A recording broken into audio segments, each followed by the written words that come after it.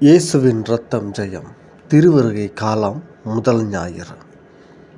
திருவருகை காலத்தின் முதல் வாரத்தில் இருக்கிறோம். கடந்த வழிபாட்டு ஆண்டை நேற்றோடு நிறைவு செய்திருக்கிறோம். புதிய ஆண்டை இன்றோடு தொடங்குகிறோம். ஏறக்குறைய நமது புத்தாண்டு கொண்டாட்டத்திற்கான முக்கியத்துவம் வாய்ந்தது இது.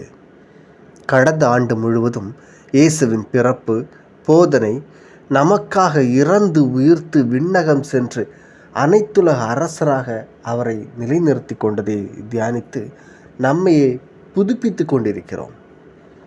மற்றொரு புதுப்பித்தலுக்கான தொடக்கம்தான் இன்றைய திருவருகை காலத்தின் முதல் வாரம்.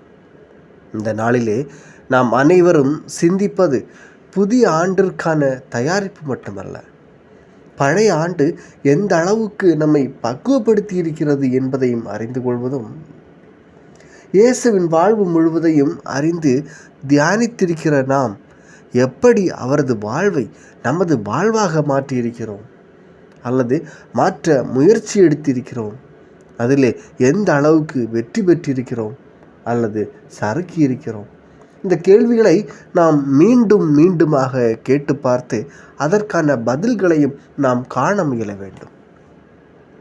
நமது வார்த்தைகள், உரையாடல்கள், செயல்பாடுகள் முதிர்ச்சி பெற்றிருக்கிறதா என்று நம்மையே நாம் கேட்டு பார்ப்போம். கடந்த ஆண்டு நம்ம எந்த அளவுக்கு மாற்றியிருக்கிறது என்பதை சிந்திக்கிற நாம் இனி வரக்கூடிய நாட்களிலும் கடவுளுக்கு ஏற்ற மனநிலையோடு வாழ ஆண்டவரிடம் வர வேண்டும்.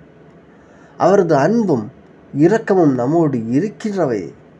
நாம் எந்நாளும் சரியான பாதையில்தான் பலம் பெறுவோம். மத்தேயு நற்செய்தியில் இறுதி காலம் பற்றி வருகின்ற ஒரு பகுதியை இன்று நாம் வாசிக்க கேட்கிறோம். இயேசுவின் இரண்டாம் வருகையை விழிப்போடு எதிர்பார்த்திருக்க வேண்டும் என்று இங்கே கிறிஸ்தவ சமூகத்திற்கு செய்தி வழங்கப்படுகிறது. இதில் 3 சிறு உவமைகள் உள்ளன. அவற்றில் மானிட மகன் திடீரென்று எதிர்பாராத நேரத்தில் வருவார் என்பது வலியுறுத்தப்படுகிறது. முதல் உவமை நோவா பற்றியது. அவருடைய காலத்தில் வாழ்ந்த மக்கள் அன்றாட செயல்களை செய்வதில் மூழ்கியிருந்தனர். அப்போது எதிர்பாராத விதத்தில் பெருவெள்ளம் வந்து அவர்களை அடித்து சென்றது. கிறிஸ்தவ சமூகமும் அன்றாட கவலைகளில் மூழ்கியிருந்து விட்டு தங்கள் வாழ்க்கையின் இறுதி நோக்கத்தை மறந்துவிடலாகாது. அவர்களுக்கு வழங்கப்படும் செய்தி, விழிப்பாயிருங்கள். கிறிஸ்துவை அறிந்து கொண்டு கிறிஸ்துவின் வருகைக்காக காத்திருப்பதே உங்கள் வாழ்க்கை குறிக்கோளாகும் என்பதை மறந்து விடாதீர்கள். திருவருகை காலம் எதிர்நோக்கி காத்திருக்கும் காலமாகும். எபிரேய மக்கள் மெசியாவின் வருகையை எதிர்பார்த்தனர் என்றும் அவர்களுடைய எதிர்பார்ப்புகள் இயேசு கிறிஸ்துவில் நிறைவேறின எனவும் நாம் அறிவோம். திருவருகை காலத்தில் இதை நாம் நினைவு கூறுகின்றோம். நம் வாழ்வு சார்ந்த எதிர்பார்ப்பும் திருவருகை காலத்தில் தெரிகிறது. மனிதரிடையே போரும் சண்டை சச்சரவும் மறைந்து அமைதி நிலவும் புதியதொரு காலம் மலரும் என்பது நம் எதிர்பார்ப்பு. கிறிஸ்துவின் வருகையால் இது நிகழும் என்பது நம் நம்பிக்கை. மனித வாழ்விலிருந்து இருள் மறைந்து ஒளி தோன்றும் என்பதும் நம் எதிர்பார்ப்பு. 2000 ஆண்டுகளுக்கு முன்னர் கிறிஸ்துவின் வருகை உலகில் நிகழ்ந்தது.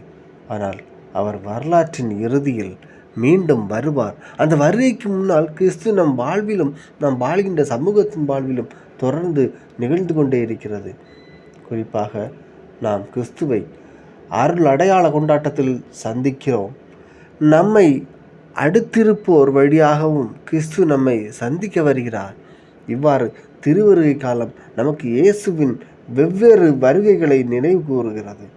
கிறிஸ்துவை நாம் சந்தித்து அச்சந்திப்பின் வழியாக நம் வாழ்க்கை வளம் பெறவும், நம் இறுதி சந்திப்புக்கு நாம் என்றுமே தயாராக இருக்கவும் இத்திருவருகை காலம் நமக்கு தூண்டுதலாக அமைய வேண்டும்.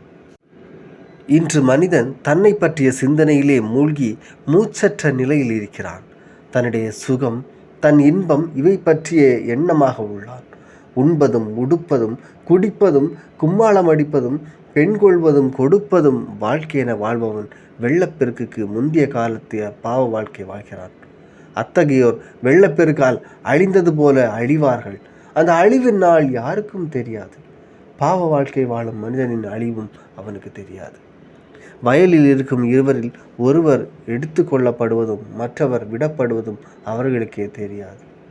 திரிகையில் மாவரைத்து கொண்டிருக்கும் இருவர் ஒருவர் எடுத்து கொள்ளப்படுவதும் மற்றவர் விடுவிடுப்பதும் யாரும் அறியார். பாவிகளின் அழிவு அவர்களை அறியாமல் அவர்களை வந்தடையும்.